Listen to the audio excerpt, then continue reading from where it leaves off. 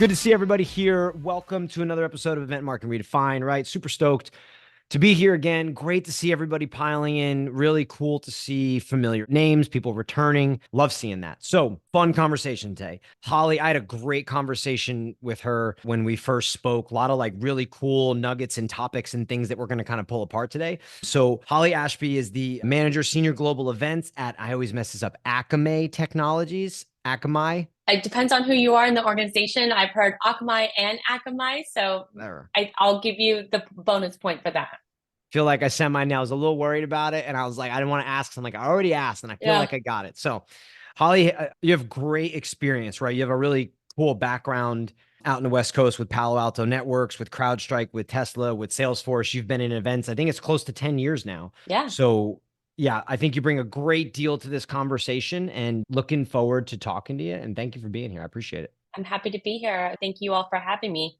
Beautiful. Let's rock and roll. Yeah, like I said when we first got on here, Q&A down at the bottom. Ask as many, however many questions you want. You have a question for me, you have a question for Hollie, you have a question for both of us. Doesn't matter. Throw them in there. Would love to see feedback in the chat, people's ideas, kind of building the community inside of there. And we excited to kick this off. So Hollie, when you and I first spoke, right, we were kind of having a really cool conversation about your new role. We were talking about leadership. We were talking about team building. We were talking about, because that kind of gets missed a lot of times in events. We get very stuck into Yeah. the events, but we don't get locked into the leadership role of it, which is funny because you and I were talking about the event that we're hosting in July, which you're coming to. And one of the main topics that all of the people of RSVP want to talk about is leadership, right? Yeah. So we were talking about that, but then you said something really interesting to me. And, we were kind of talking about one of your shows and a sponsorship and them trying to get you to commit in that moment, right then and there, and kind of before the Yeah. event even started. So tell me a little bit Yeah. about that, because I thought that was an interesting topic for us. I think most folks probably on the call today or in the webinar today are probably familiar. So at Akamai, at Palo Alto Networks, my primary focus was third-party events, and it's not unusual for third-party events for them to focus in or hone in on re-signing or rebooking before you get on site or on site. A lot of times it's happening before you get on site with procurement and approval levels now or approval process. And, it doesn't leave us as event marketers, event leaders, much time to really assess the situation, determine like how we want to show up. Is this the right audience? What do we have to say? What do we want them to take away? What are those event KPIs? Do we think it's going to bring value that's aligned with the business and marketing objectives? And I feel like, we're a little handcuffed to the situation because we don't want to miss out on it, but we haven't even had time to take a beat and really assess the situation. So you're kind of just gambling a little bit. And then I think after the fact, trying to set up the event and all your plans and all of the components and the ways that you're, showing up at the event or around the event to align with, hey, telling that ROI story versus being able to really think about it and assess it on the front end. I love what you said there. I mean, I just think like, do you think that the associations, and it's not all of them, right? I don't want to generalize them, but some like that they are struggling a little bit to provide that value, the way that they're coming across in a bit of their sales approach, the sponsorships that they're offering. I personally just hearing you say this, like, I hate the sales approach, which is, hey, sign now. It's like a little pressure. And it's like, well, Yeah. okay, like, why can't you let me feel like I would love if they were just like, hey, we're going to give you 3 weeks after the show. Yeah, you don't have all your data. Yeah, you don't have all your return yet, but you should have a bit of a gut instinct. And we want to allow for that 3 weeks. I think it would be a little more authentic. But I think that they are struggling with this sort of new value proposition that events Yeah. have shifted towards. They haven't really shifted yet. So I'd love to get your thoughts on like the shift in events, value proposition they're offering, and then essentially like sponsorships and just kind of the way it's working right now.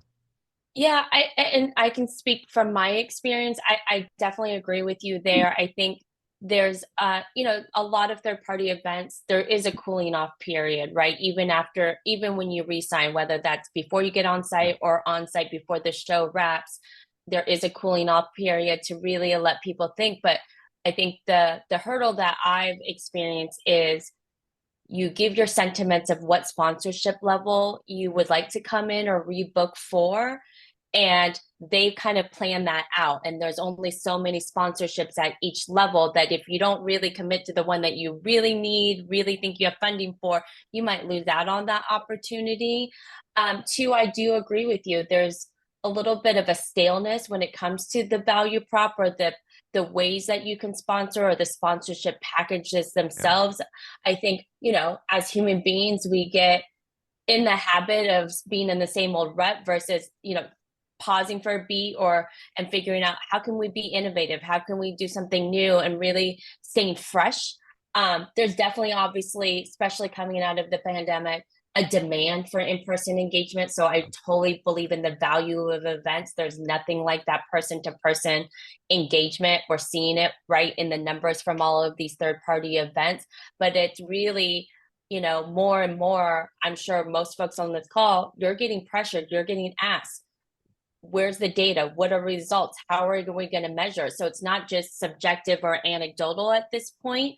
So I need to be able to sign and commit to a sponsorship package where I'm going to be able to actually have data, not just generic numbers or anecdotal thoughts, etc. Like, it really tells me something about interest level, buying behavior, things like that, versus just, I want to put my name, our company name on a lanyard. That, brand awareness is great, but I can't measure that other than to say 40,000 people got a lanyard, 50,000 people got a lanyard. I think there are some events that are able to do bespoke packages or get a little creative. But for me, it's really showing up in ways that align with our business and marketing objectives. We really think about what we want to say. Do we have something of value to bring to those folks? What do we want them to take away? And then ultimately, how are we going to measure that? Yeah, I think I'd love to get your thoughts on how you decide on sponsorships, right? I think that's Yeah. something that we get asked a lot. It's a lot of conversations that I've had either with our clients or with people from the show. It's a very common question, right? Like, how do you sponsor? Which do you sponsor? How do you decide where you're deploying capital? Is it worth it? I mean, gosh, you go on forever. So what do you have any kind of like tells or signs or things that you look for on essentially where you put your sponsor dollars? I mean, I think the easy decision making is when you see amazing results, right? You exceeded your Yeah. targets or hit your targets. You had a good relationship with the event Mhm. itself. You have a positive feedback from across the business, top down, your cross functional business partners. That's an easy decision, right? No Yeah. brainer. I think it's the decision there is, do we go at the same investment level or do we enhance and elevate and commit to more funding? I think that's the question for those events.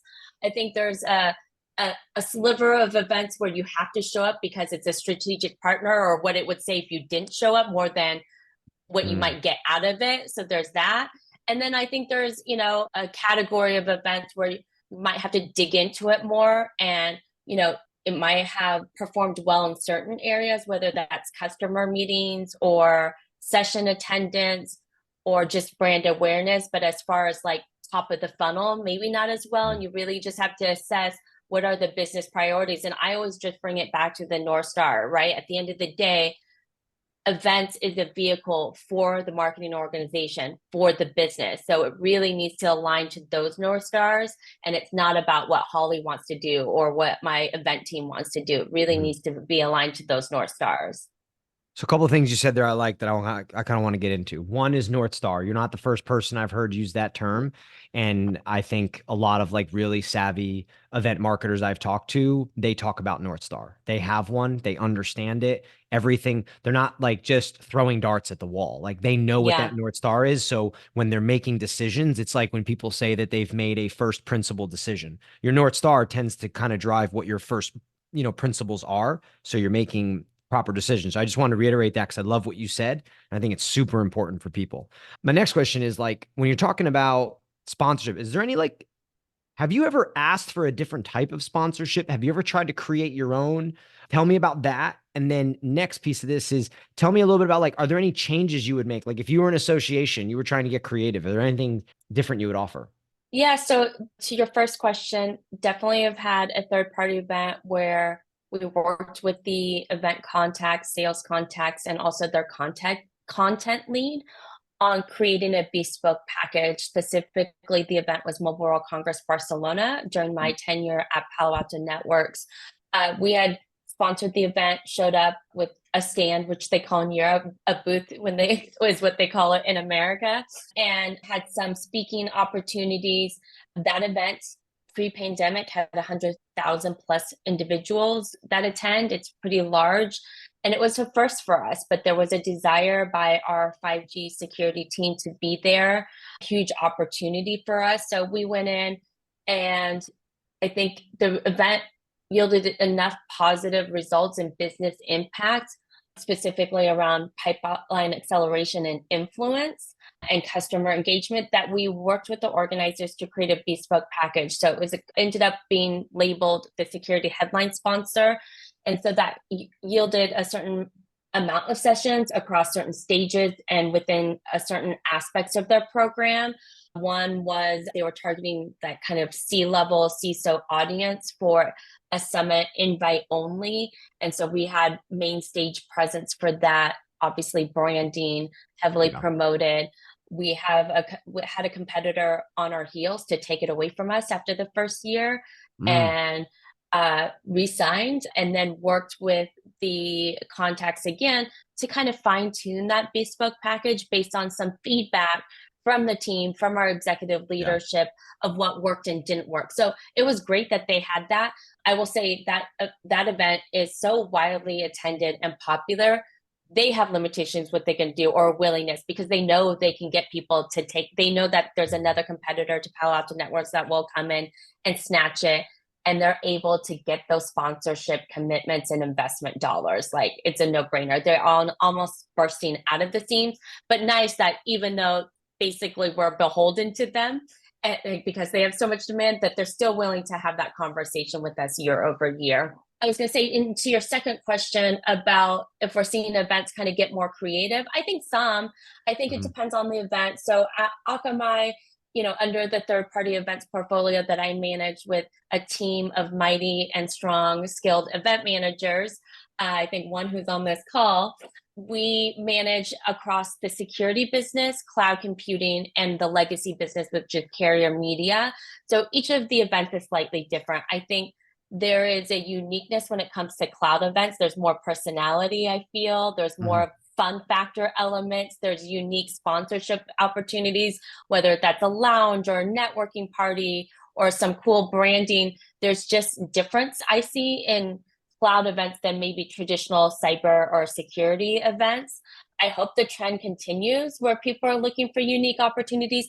I think what I have experienced at Palo Alto Networks and at Akamai to kind of work around those limitations within an event and not necessarily be handcuffed to just the sponsorship or MPO opportunities is really think about a blended strategy, right? So what can we do around around the conference itself as it relates to our sponsorship components, but what can we do off the show floor to really enhance and dominate our presence at a specific event?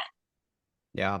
I love that last piece. We've talked a lot about that, right? About kind of what goes on outside of the show floor. It's gotten more and more popular, and people are starting to view an event not as just a single element, but as kind of like a moment, right? Like not just a single moment in time, but like year round, inside the event, outside the event, which is really good. The sponsorship conversation is so interesting to me because it's such a relevant piece of events, right? And it makes them go in a lot of ways. My thought on a lot of it is like, I mean, there's an ecosystem at a third-party event. Like, and if the associations don't recognize the ecosystem, like they're missing. And like, yes, they have to get attendees and they have to have the association. But like when you're talking sponsors and exhibitors and the dollars that are being pumped in, they have to find a way to connect these people to the attendees. You have to find a way to make it work for everybody. And I don't like to crap on associations because I think it's a tough gig. It is difficult. You have so many kind of like people to please in there. Yeah. But there's an ecosystem. And I think when I've seen with sponsorships is I am seeing the value not being there. And someone just has to come in and say like, I mean, just ask your biggest sponsors. Like if I'm an association, I'm going to go to my biggest sponsor and say, what would you like to do?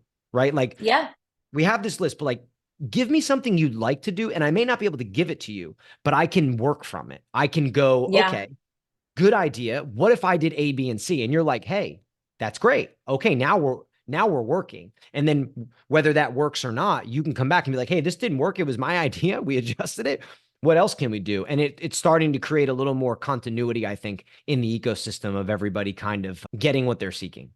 Yeah, completely agree. I think more often than not, the events are doing that. The associations aren't doing that. But one, I think, event that does that really well and plans it in their schedule is RSA, which just wrapped in San Francisco. They Yep. do an exhibitor advisory board. They actually hosted it this year, the last day of the show in the morning. It's all their top sponsors or legacy sponsors, and they Smart. collect feedback: what's working, what's not working, and there's an honest discussion, and obviously there's four different opinions for the same Mm-hmm. topic, but they really do collect that. And there's never going to be a scenario or just outcome that pleases everyone, but they're really invested in making it of value and having people make that easy decision to recommit or to enhance their commitment.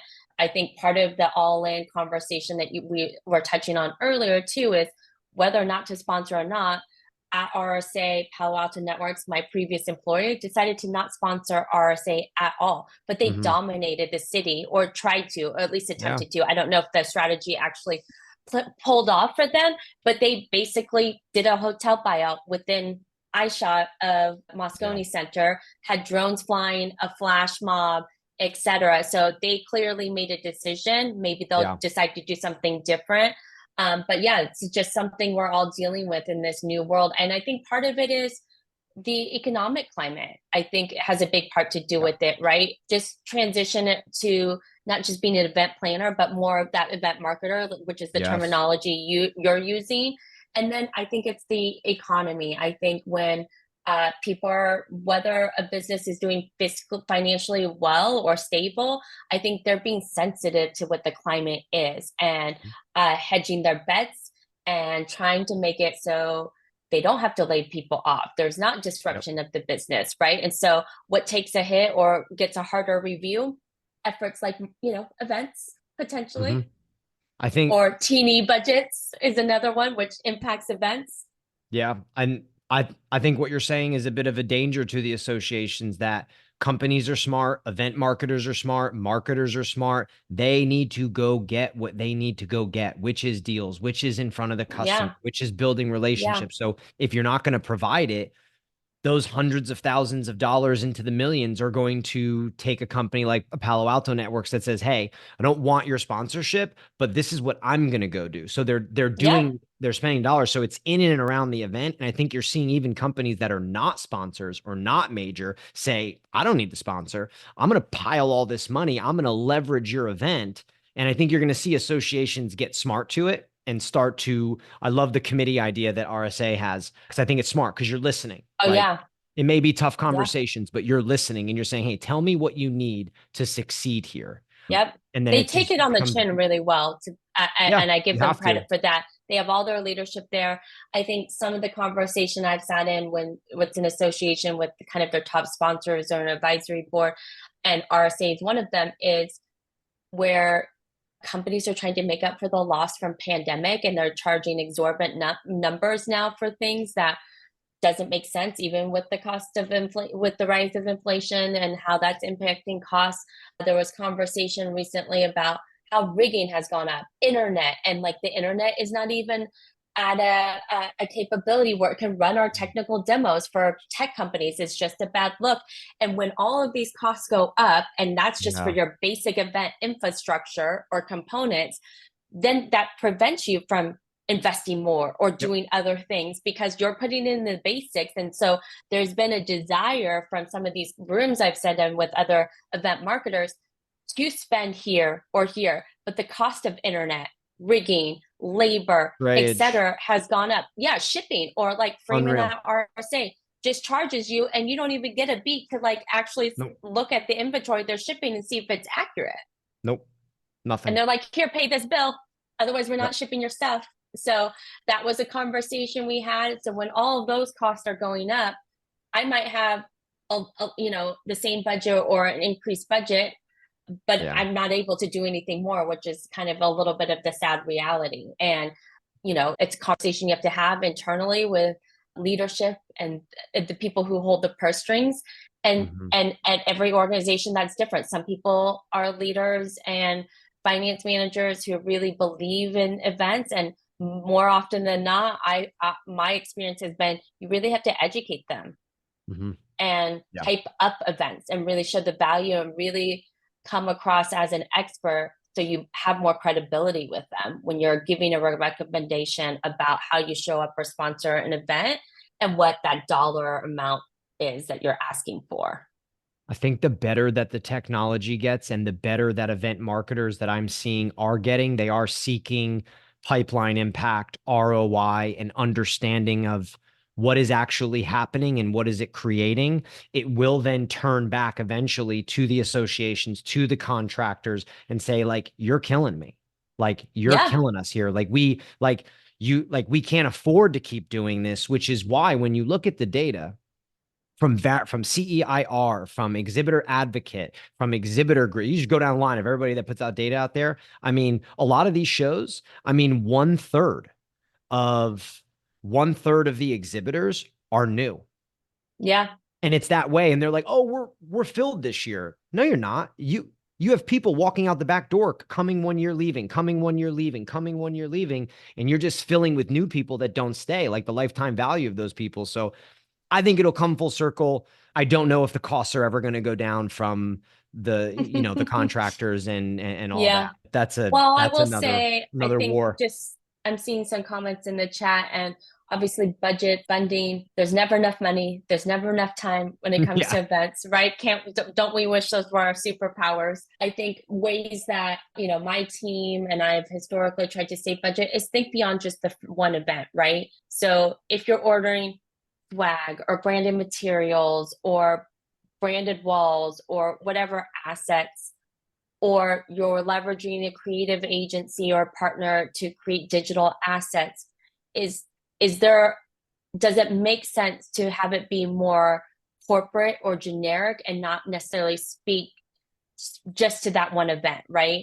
I've seen people who have like a creative concept look and feel, but it's specific to that event. So then you have to spend all the manpower, planning, time, money into spinning up new assets, right? Whether they're Yep. actual physical assets or digital, really thinking about bulk ordering, right? So we think about when it comes to certain things, how much can we order because we have the money now? And I don't know how everyone else's budgets work, but my current company and my last company and the company before that, if you didn't spend that money in that quarter, you lost it. And then when you went to go fiscal plan again, it's like the Office episode with Michael Scott. You might not get that money back, right? The leadership gets a bonus for you all saving that money.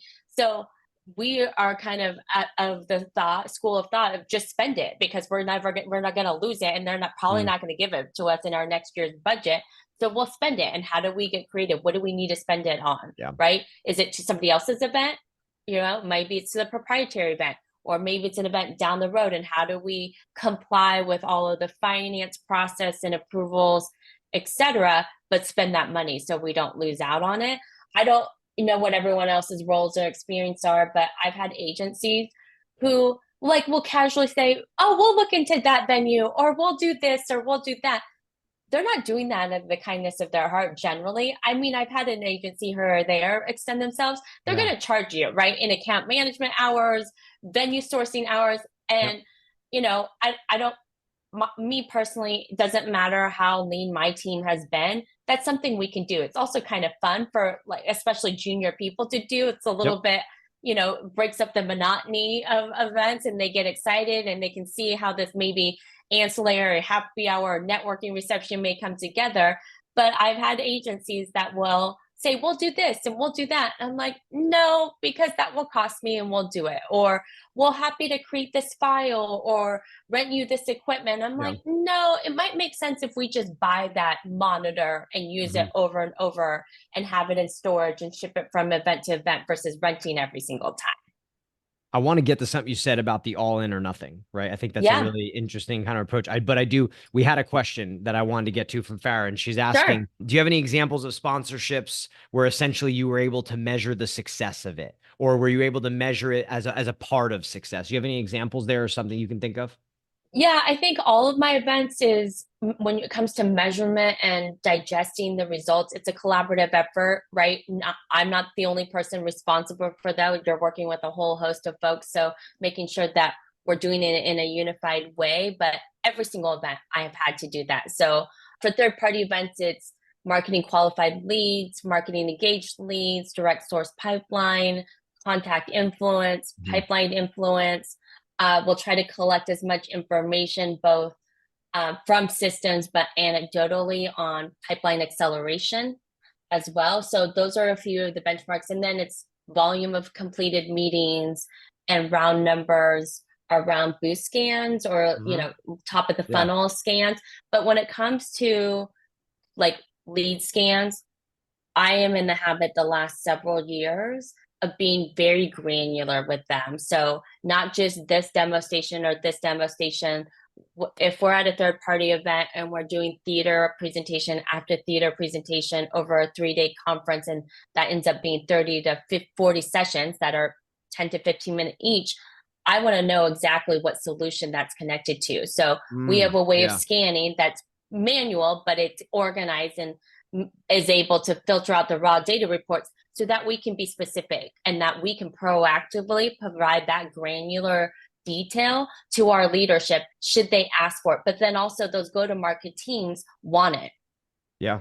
I love that because I think that's also, I talk a ton about like post show and like the personalization of the information that's going to Yeah, sales to get them to follow yeah, up the right way. I think that's an yeah. awesome example there. So let's go into this like all in or nothing kind of like mentality. Like, where does that come from? Give me a bit of an overview of the sense of like your thoughts on that and like what you mean by that.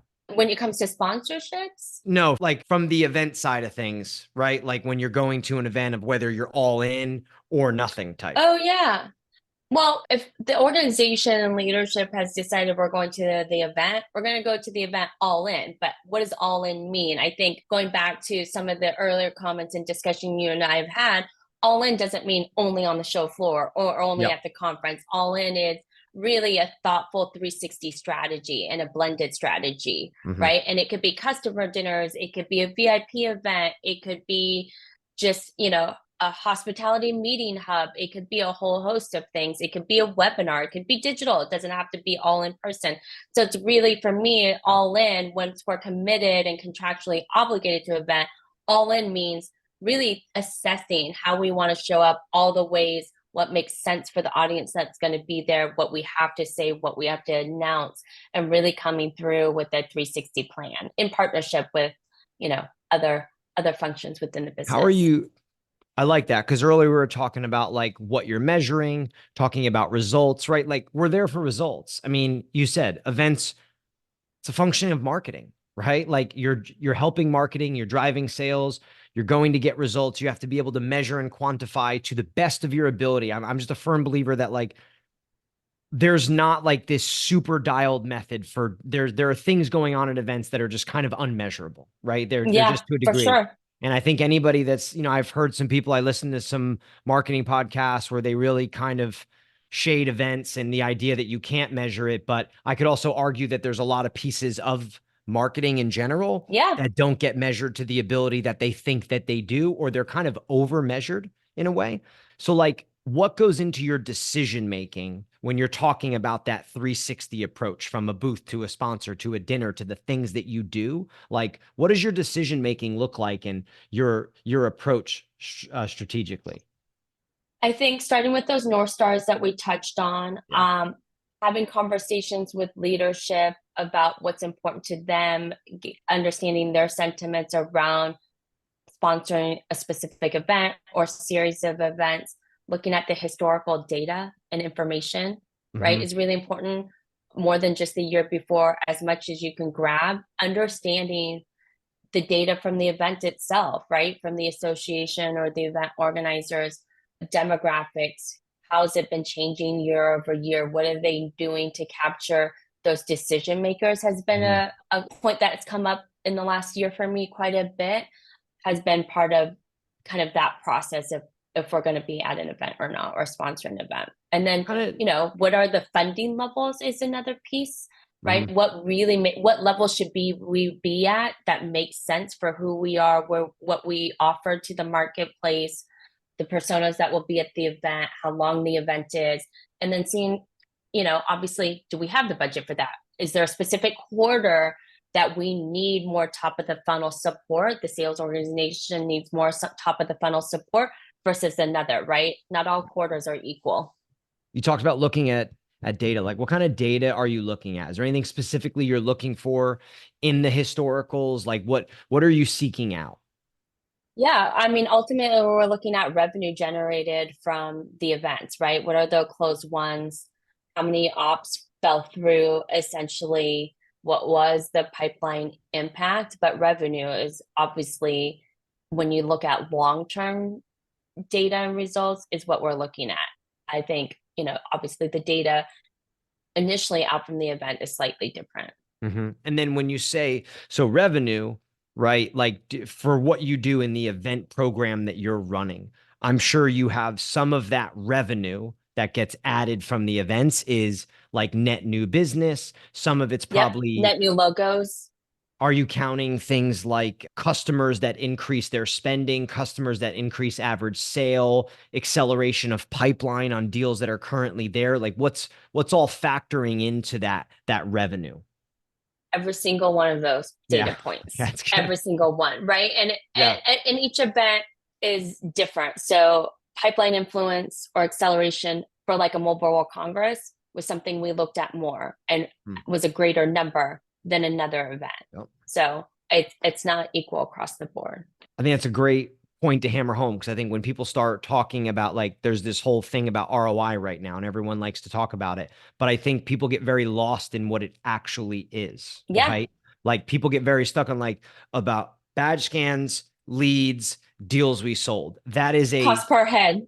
yeah, that is one portion of the equation of Yeah, what is going on in an yeah, event. And I like to talk through, like, I kind of say pipeline impact to me is yeah, creating a laundry list of everything that impacts pipeline and then yeah, designating which of these is happening at which shows. Because odds yeah. are not all of them are happening at one show. If they are, it's the best show in the world for you. Like, just pound every dollar you Somebody have send into it. me that direction Send and me I'll that sign up show. for the top level because I don't know where it lives.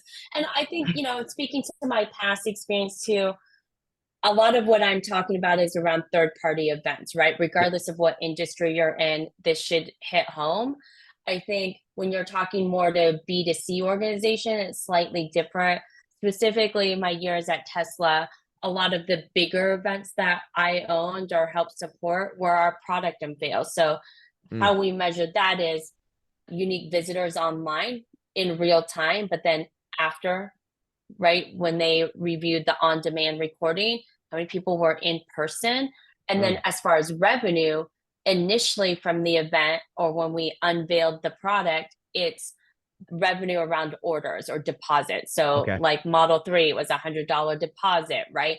What was that total amount right after the event? And then, obviously tracking it 2 days out, 3 days out, because Mm. obviously the event generated that buzz. And then media impressions, interviews, that's another piece of it as well. And then there's also impact across the other product offerings Mhm. as well. So the other vehicle types, there's a lift across the business, as you would say. So what does that look like? We have another question from Farah. Farah, keep them coming. Your first one was great. Let's go to the second question here from Farah. It says, "Hi, this is for Holly." It says, "Would love to learn more about your somewhat manual yet organized way of sourcing the lead directly to the correct business unit.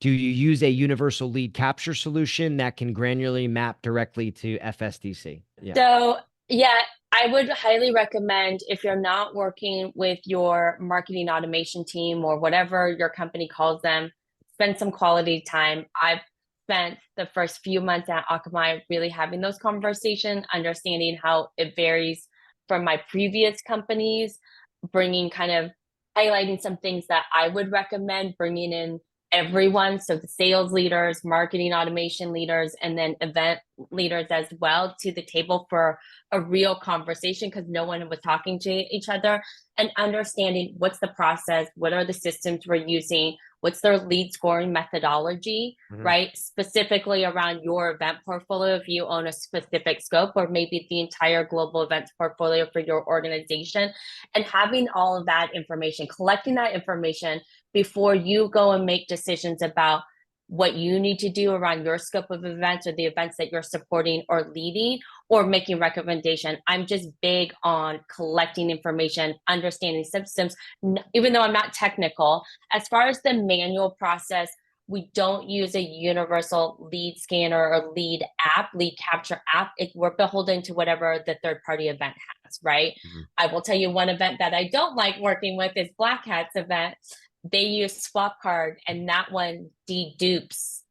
So if that person went to our session and went to somewhere in the booth and did a demo, it will dedupe and only keep a record of their last engagement, which is terrible data, because obviously that lead weighs a little bit more because they engage with us in two significant ways, but we have no record of that.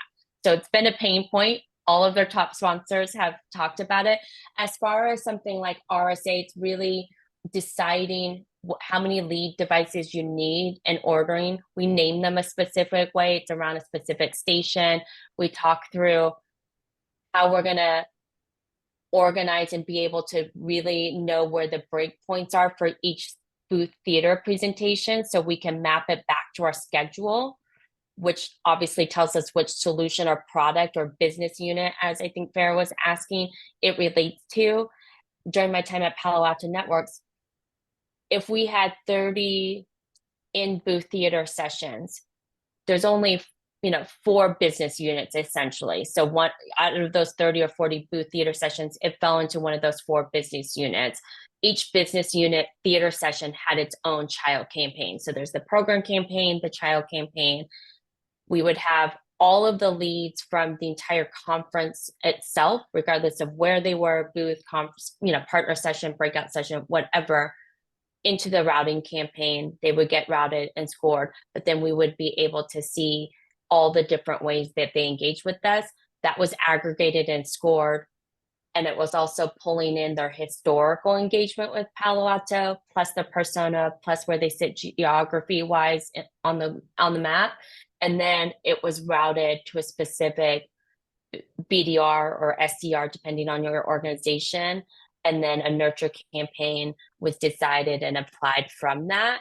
I typically, with third-party events, have the conversation about what the nurture campaign looks like and give the SDRs or BDRs as much forward information as possible and visibility.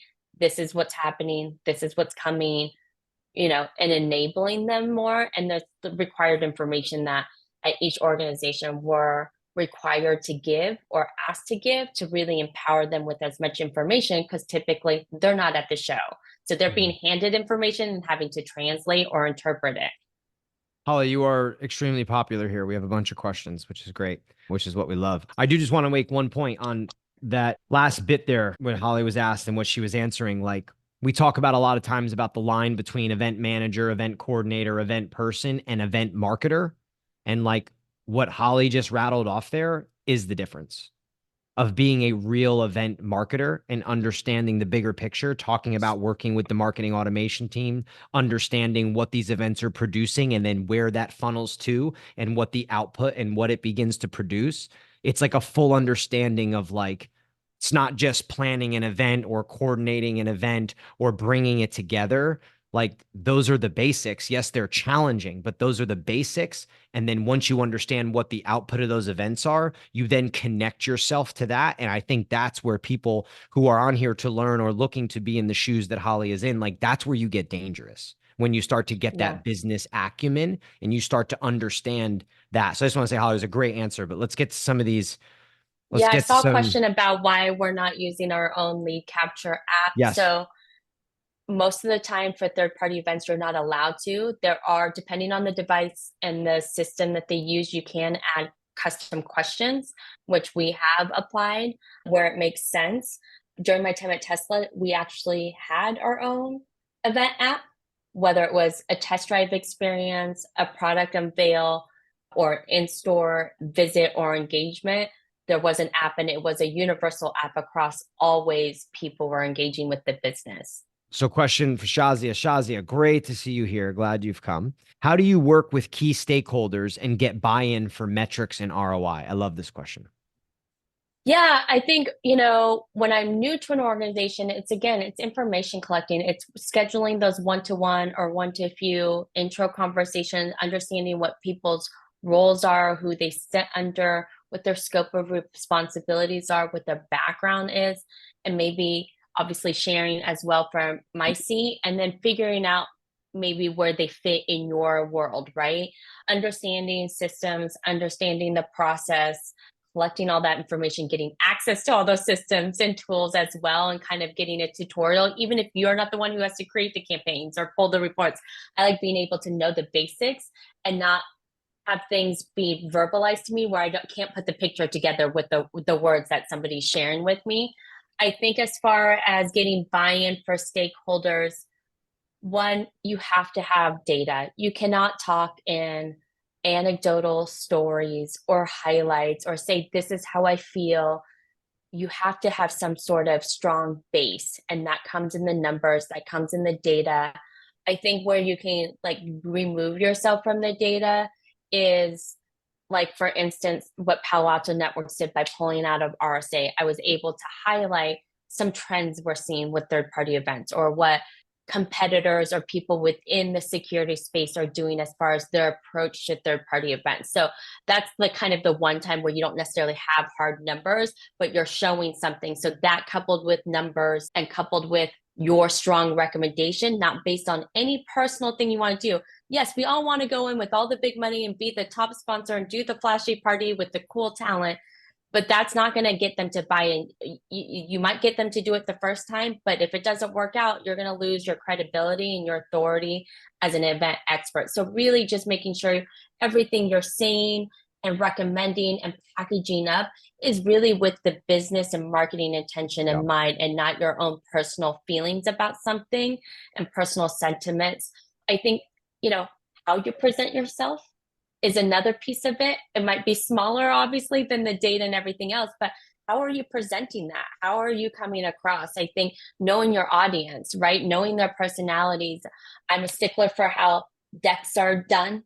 I like short and concise when it's for an executive team. If they want me to go a click or two down, I'm going to be ready with the information, but I'm not dumping that on a slide or an email business case request or anything like that, or an upside doc. I'm really keeping it short and concise, focus on the numbers, focus on what it can do for the business, and putting at the end what funding amount I need ultimately. And I think just being confident, right? If you've been in the business long enough and you've been doing what you've been doing and you know it, don't let whoever, regardless of their title, shake you. Go in and be confident. Obviously, speak slow and steady, but be confident in yourself. I also think with that stakeholder piece, and I love the question from Shazia, because I think it is something that event marketers will have to deal with. It's part of the job, right? And especially the higher up you go, it becomes more a part of the job. And for me, I'm such a big fan. Like when we talk about this, is this idea of if you're going to deliver, I love the idea of data. You got to have facts, you got to have information, you have to have something that is quantitative that tells the story, right? So I would be going to leaders and asking, what's important to you? What are results that you want? What are the initiatives that you're pushing that I can help support? So then when you're getting that information from them, you're then taking that information, you know what's important, you know what they want, you know what contributes to the business. Now you can pull from your data, you can pull from what's going on, and you can tell the story back to them and say, hey, you're asking for A, B, C, and D, and here's where we're contributing to A and B and C and D. And then it's kind of, now you're in line, you're in step, you're having the same business executive level conversation. And I think it just goes a long way. I mean, it just goes a long way. I will say, depending on who the stakeholder is, what department, what level they're at, what they want out of it, what results may vary, right? So C-suite, all about customer engagement. They're like, oh man, we had so many meetings, we had quality conversations. We're with this customer who wants to, we can have deeper penetration. They're going to expand their revenue with us, etc. Or they're okay now. They're no longer frustrated, whatever it might be. That activity usually is like a win for them, right? They don't go to the show floor. They don't care about top of the funnel. But if you talk to a sales leader or a click down, they want top of the funnel, top of the funnel, top of the funnel. So I think it depends on who your stakeholder is and knowing that it may vary, Mm-hmm. Love that. Another Yeah. question from Brianna. Any advice on how to manage lead attribution from events when both marketing and partnership team are competing for leads and pipeline impact? So that is the constant struggle and battle, I think, in general, or field marketing team too, not just partner, but like I've had this experience for the last several years with field marketers who maybe used to own that third party event or global event, and now you don't, or they're doing a ancillary surround event or dinner or workshop around a conference, and they're saying it's their own. I think having a process in place and clear roles and responsibilities up front. So for events, historically, anything that falls under the global events portfolio, the campaign, all of that, child campaigns, creation, reporting, all of that goes under the global events portfolio. We will share the numbers. We will give everyone access as you have to report for your piece of the pie, but we're not reporting on it as anyone's one number or set of numbers or results, but it is a global event portfolio event. We own that. And we do a touch governance around that because we've had many bad apples who try to create their own campaigns. Then they're quick to upload their leads and route. And again, going back to what I mentioned earlier, I want all of the leads, regardless of where they came from, lead devices, reg pages, etc., and us to be able to score them collectively. Because what if that person engaged with us at the conference and you're so quick, we don't show up as one unified company, then might not necessarily go to the best BDR or SDR based on their behavior of interest or buyer interest, and we might not be applying the right nurture campaign. So I think that's part of why I've always retained ownership and fought for it. I think it's But it's interesting a how struggle. it's all going to the same place, right? Like Exactly. everything funnels in the sense of creating revenue, right? And then we've gotten so lost, as talking earlier about like marketing and attribution and the analytics. It's like we've gotten so dialed, and then incentives have been created for marketing, for sales, for BDR, for Yeah. SDR, for all these Yeah. things that like now those incentives are overlapping and on each other, where they're fighting over attribution or arguing over like where the touch point, what was the close, what was the push. Well, like really in now's day and age, like to a degree, it gets multi touch points. It gets touch points Yeah. from a lot of different things. Um, 100%. and it should just be going the same direction. So I love what you said about trying to show up in a unified front. And then the more information you have, the more power you have to get them to the right people, to move them into the right process, which I think essentially would make sure that you are accelerating pipeline and you are basically closing deals as efficient as possible, which is what you want. Yeah, I think I just am always kind of the voice of reason in all of the chaos and the battles of, at the end of the day, this isn't your money or my money, it's the company's money. I'm a vehicle, events is a vehicle for the business. And ultimately, if this event is successful, we won't get pushed back. We'll get to do it again. Yeah. But I've definitely been part of those conversations. And the other piece is, well, we're paying for X or we're giving this amount of money. So I'm like, okay, let's take a step back and Yeah. figure this out. Yeah. Another question. Like I said, you're popular. Wendy, thanks for the question. It says, can you talk about how you score leads? Is it manual? Do you use some kind of modeling program? So this is a good question as well. It's not manual. It's in partnership with the marketing automation team. But basically, every activity or engagement point is given a point value. So Ooh, I things like that. that, so maybe it's a scale of 1 to 5, but somebody who just comes to our booth to get a snack or to join the door prize raffle, that might be a 1, right? Lowest on the scale. There's no buying interest or behavior point in that activity that they did, so it gets a low score. And then you would go up from there based on the increase in their buying behavior and their the deep level of their engagement with us. So things like a demo, maybe on the higher end of whatever the point scale is, because they went specific, they spent time with us, they're obviously showing clear indication of what their points or solution of interest is with us, right? Where Mhm. they might be a buyer, have influence over the buying, or maybe the direct decision maker or a decision maker. Things like speaking sessions, any of our speaking sessions, while that's great, it might be in the middle of that scale, right? Because they're attending it, and obviously we get an idea of where their topic or knowledge interests are, but that doesn't necessarily tell me anything about their buying behaviors. Mhm. I love that because I think this is something that flows into so many different pieces of events because you get there, you scan, you're talking, you're having a Yeah, million conversations. And then the data that goes afterwards, we talk about working with stakeholders and sales. yeah, They need this information. I really like the activity and engagement piece.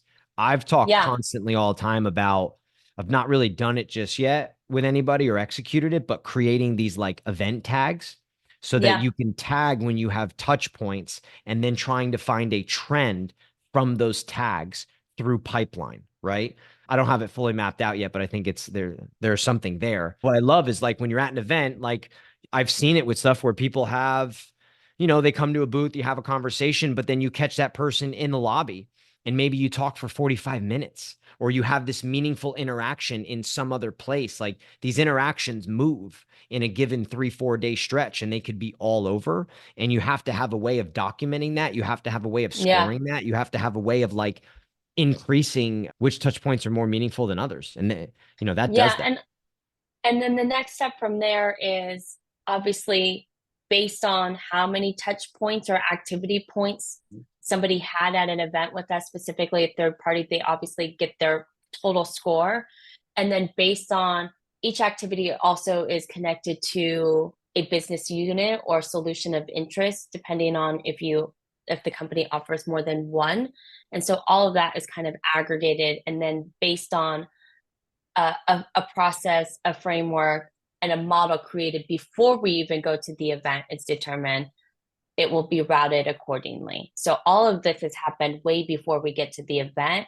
And its visibility is given to everyone who's part of the event planning, but it's also shared with ultimately the people who are responsible for following up with those leads afterwards too. Love it. Yeah. Holly, we are at the hour mark. You have been a absolute wealth of knowledge. I Yeah. love when we get good questions. It usually means we have a great I guest. know it was great. I was like, oh, Awesome. wow, really putting me on the spot, folks, but I love it. So hopefully it brought some value to you. You did. It just burns what's on people's minds. It burns, like I see a lot of not repetition in questions, but similar areas in what people are looking to accomplish and problems to solve. Yeah. As always, everybody, super appreciate everybody being here. I want to be mindful of everybody's time and make sure we try to stick to the hour as much as we can. So hopefully you all keep returning, right? We are going to release shortly a summer schedule, kind of put out some information on guests and topics and things like that, and try to give everybody as much of a schedule as we can because we know everybody is so busy. Other than that, it's great seeing everybody. Holly, awesome job, wealth of knowledge, super good stuff here. And I appreciate you coming on today. It was fun. Thanks for having me. Thank you all. Feel free to reach out. I'm on LinkedIn if you want to extend the conversation or we didn't get to your question. And I'd look forward to joining some of those summer schedule sessions, Matt. Awesome. Cool. And everybody, thanks for being here. We appreciate it.